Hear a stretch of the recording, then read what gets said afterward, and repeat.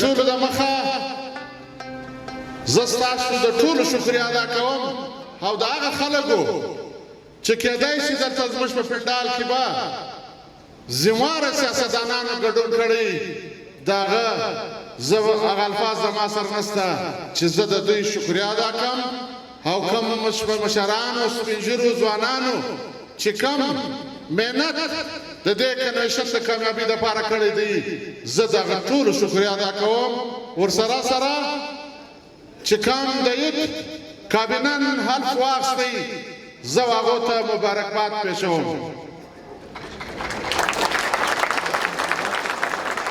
قبایلو دا نن چې کوم موږ ځوانان رامخته کړل زه هغه ځوانانو ته دا وایم چې پر سټیج نوم اخیستل ډېر اسانه کار دی د عهدې نوم اخیستل ډېر اسانه کار دی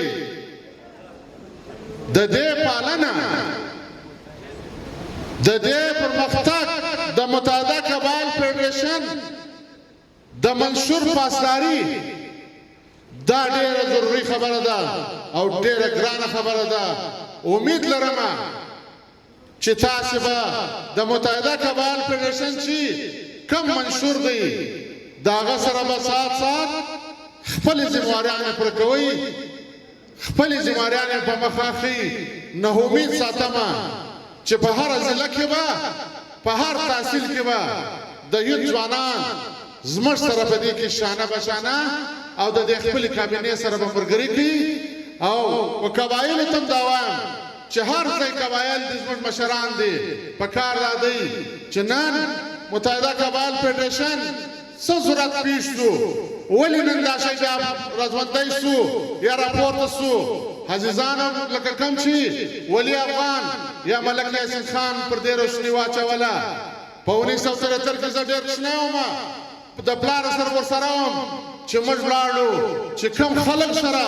هلته کم ظلم روان وو یعنی د KPK خلک د مزدورۍ دپاره کراچۍ نه راغلي وو د بلوچستان خلک د هر خیل خلک مزدورۍ دپاره راغلي وو د پنجاب خلک راغلي وو هلته د هغه سره پر مختلفو شکلو باندې ظلم زیاتیات روان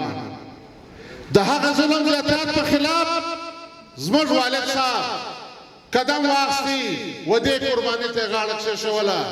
یعنې ځانه ځکه تاسو ته وایم چې د سړي وزیر اعظم دوست دی نن خو هغه وخت دی چې وزیر دې د شناخته و یو عام افسر شناخته و خلک هیڅ پابندي کوله واید یو سړی ملک باز محمد خان وروم چې بټو وزیر اعظم پر پابندي کوي پر دې مظلومه قوم باندې چې کوم ټیم په کراچۍ کې جلسه وسو جلوس وسو چې دا مظلومه خلک په کم تعداد راوتلي وو یعنې هغه ټیم بټو دی وغوښته د ملاقات لپاره دلته خلک د سټیج ته وویل چې په ټلیفون نه عزیزانو جتوي صرف د دې لپاره ټلیفون راوکړئ چې د داسې د ملاقات وخت غوښتی چې بټو صاحب ته غوښتی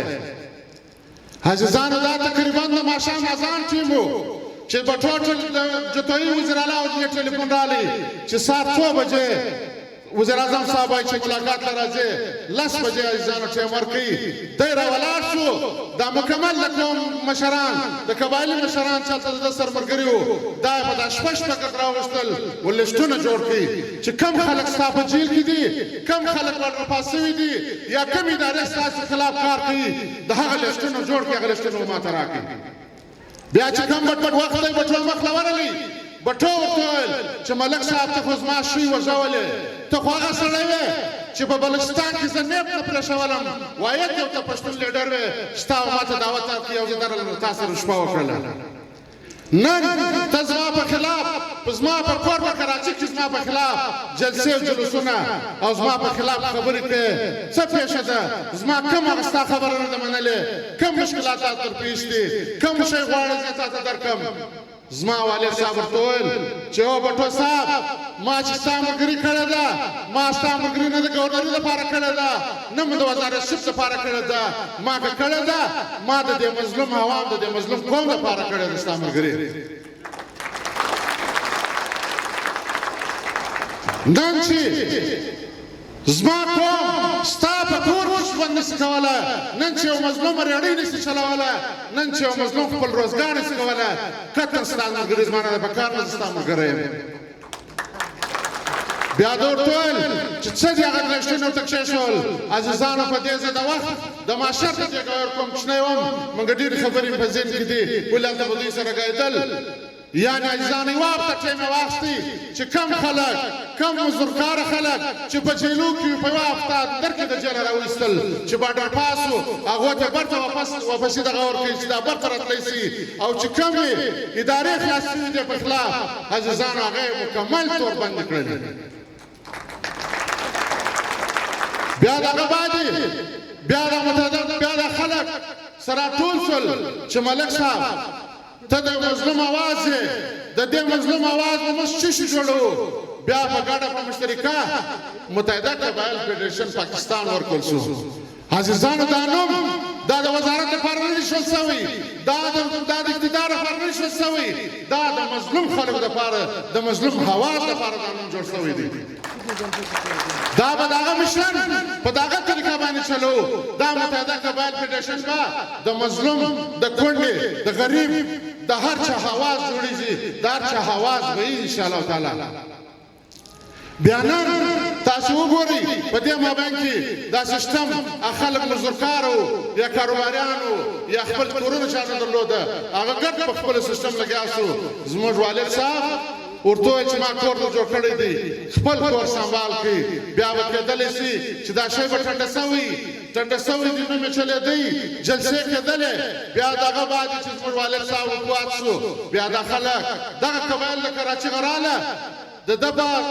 په درېیمه باندې زما اکاګان ملک امیرجان مروم ملک اشرف خان مروم دا زما ګډ خاندان یې کښېنوئ چې هی خاندانه ملک باز محمد خان ستی نه و ملک باز محمد خان زموږ د ګردو و نن دی د موږ د خدای واخیستی موږ به تاسو ته کم امید ساتو زما اکا ملک امیرجان مروم ملک اشرف خان مروم داسې پر جګړه لاس کې شوی که ول یو ملک باز محمد خان تللی دي سل باز محمد خان پر دې کمره در پاتې دي انشاءالله موږ په کار نه دی عزیزانو زه د خپل خاندان له طرفه یو واده د تاسو سره کوم او هغه واده ما د الله سره هم کړی دی کړی سره نه کوم چې موږ به په هر شي کې مخلصه یو موږ به چاته سر نه جګوو او موږ به هغه خلک جوړېږو چې کوم پلارو دا تاسو وویل شو چې زموږ پلار ته ډېر ډیمانډونه وسولو د دې کام د خرڅلاو په حواله موږ هغه کور موږ خاندان که واقعي موږ د دې وفادار یو موږ به تاسې کام موږ تا د الله سره وعده کړې ده بیا د تاسو سره وعده کوو چې موږ به دې نه خرڅوو په جمعیت علما اسلام نظریاتي کې زه وایم زما د لیډرشپ څخه ګرد عمر پر دې دعوه وله چې ما کارکون کوم ځای له بیایه در په دغه کارکون ستړی کارکون نن دې و کوم ځای ته ودروي و کوم ځای ته درې د هیڅ چا د لیډرشپ هیڅ نه دي سوي د لیډرشپ هغه ټیم هیڅ نه کېدل دغه باد هیڅ نه دي سوي که خراب شو که در بدره شو هغه کارکون در بدره شو یعنی کارکون د هرې پارټۍ کارکون دا په کور کې اختلافات پر جوړ سوي دي د کوره پرېستل سوي دي مګر دا دغه سره بې وفایي سوې ده متحده قبایل فدریشن ولې دا ځوان طبقه چې ده دا دوی وایي د ریډ کې هډي ده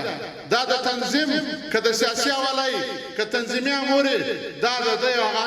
ریډ کې هډي حیثیت لري نو زه تاسو دا توقع ساتم چې تاسو به موږ سره شانه بشانه دې ملګري دي موږ ته دلته په وطن په علاقه کې ډېرې پیښې دي که قبایلي حواله راواخلم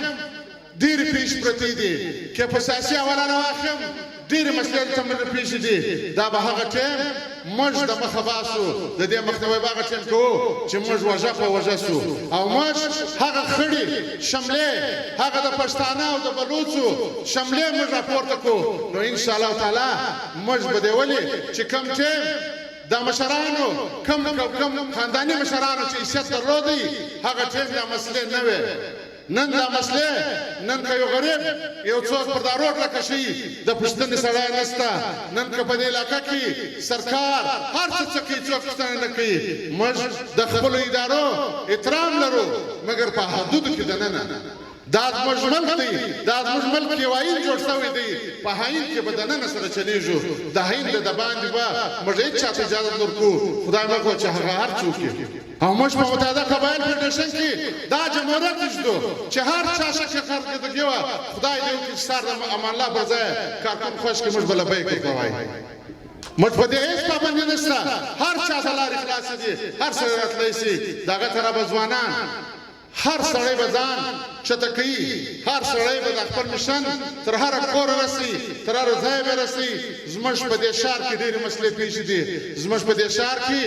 مختلف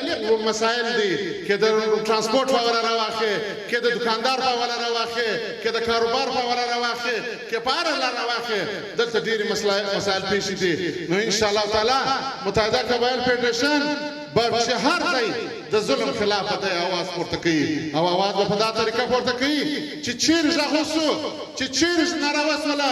هر ځای چې د متحده قبایل فدراسیون که ذمواره و که روکنو که غمخواره و که همدرده و دا به ځان اجري د انتظامیې په حواله دلته زموږ په وطن کې ډېر مسلې د انتظامیې د لاسه پیښې دي ګرد انتظامیه نه یادو چند هر ځای چند خلک شته پکار دا دی چې دا ادارې چې په هر ادارې کې چې د پاکستان خلاف یا د عوام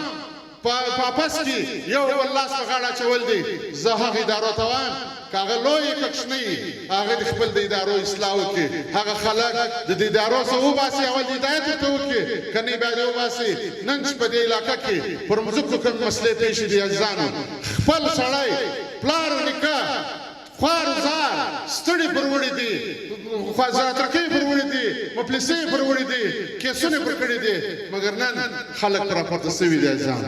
و که چا حق دی د حق هیڅوک نه محرومه مګر ناجایزه ظلم د هیڅ چا نه غواړو هغه که په پاکستان په هر کوانه متحده قبایل فدراسیون به د دې دفاع کوي متحده قبایل فدراسیون به د دې شانه په شان دفاع لري